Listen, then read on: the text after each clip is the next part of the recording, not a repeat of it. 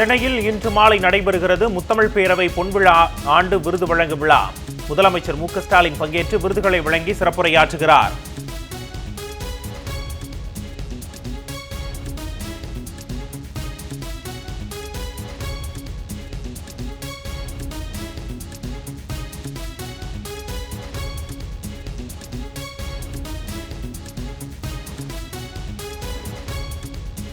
NEET விலக்கு, Madurai AIIMS மீனவர் பிரச்சினை உள்ளிட்டவை குறித்து நாடாளுமன்றத்தில் குரல் எழுப்புவோம். டெல்லியில் நடைபெற்ற அனைத்துக் கட்சி கூட்டத்திற்கு பிறகு திமுக நாடாளுமன்ற உறுப்பினர்கள் டி.ஆர். பாலு, திருச்சி சிவா பேட்டி. 2026 சட்டப்பேரவை தேர்தலில் தலைவர் மு.க. ஸ்டாலின் மேலும் வலுவான கூட்டணி அமைப்பார்.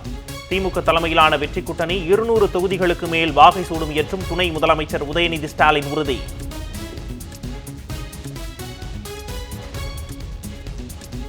கைத்தறித்துறை தொடர்பாக உண்மைக்கு புறம்பான கருத்துக்களை வெளியிடுவதா எடப்பாடி பழனிசாமிக்கு அமைச்சர் காந்தி கண்டனம்.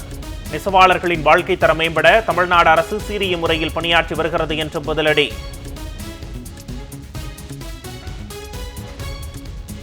வங்கக்கடலில் காற்றழுத்த தாழ்வு பகுதி ஆழ்ந்த காற்றழுத்த தாழ்வு பகுதியாக வலுவடைந்தது. நாளை காற்றழுத்த தாழ்வு மண்டலமாக மேலும் வலுப்பெறும் என்று வானிலை மையம் தகவல். மயிலாடுதுறை, நாகை உள்ளிட்ட 5 மாவட்டங்களில் நாளை மிக கனமழை பெய்ய வாய்ப்பு. கடலூர், விழுப்புரம், அரியலூர் உள்ளிட்ட 6 மாவட்டங்களில் கனமழை பெய்யக்கூடும் என்றும் வானிலை மையம் தகவல்.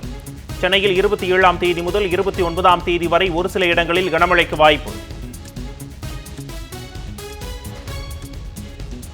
தொழிலதிபர் அதானி மீது வழக்கு பதிவு செய்யக்கோரி உச்சநீதிமன்றத்தில் மனு தாக்கல். அமெரிக்க நீதிமன்றத்தின் குற்றப்பத்திரிகை அடிப்படையில் இந்தியாவில் விசாரணை நடத்த உத்தரவிட கோரிக்கை. பொங்கல் திருநாளன்று சிஏ தேர்வு நடத்துவதா? ஒன்றிய அரசுக்கு நாடாளுமன்ற உறுப்பினர் சு. வெங்கடேசன் கண்டனம்.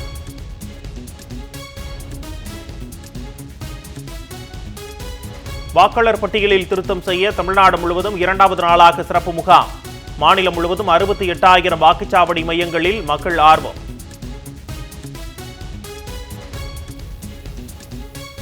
சபரிமலை சென்று வரும் ஐயப்ப பக்தர்கள் குற்றால அருவிகளில் நீராட குவிந்ததால் களை கட்டியது.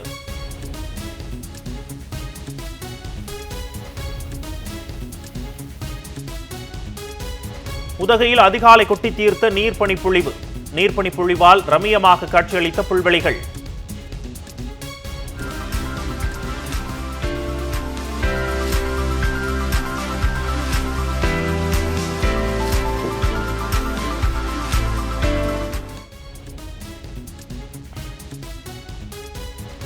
சங்குத்துறை கடற்கரை பகுதியில் இறந்து கரை ஒதுங்கும் சிவப்பு நண்டுகள், ஆமைகள் காலநிலை மாற்றம் காரணமாக இறந்து இருக்கலாம் என ஆய்வாளர்கள் தகவல்.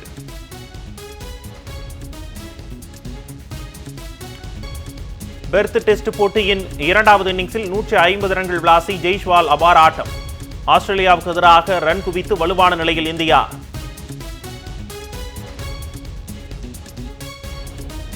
அடுத்த ஆண்டு நடைபெறவுள்ள IPL தொடரில் பங்கேற்கும் வீரர்களை தேர்வு செய்வதற்கான மெகா ஏலம் சவுதி அரேபியாவின் ஜெட்டா நகரில் இன்று தொடங்க உள்ளதாக அறிவிப்பு.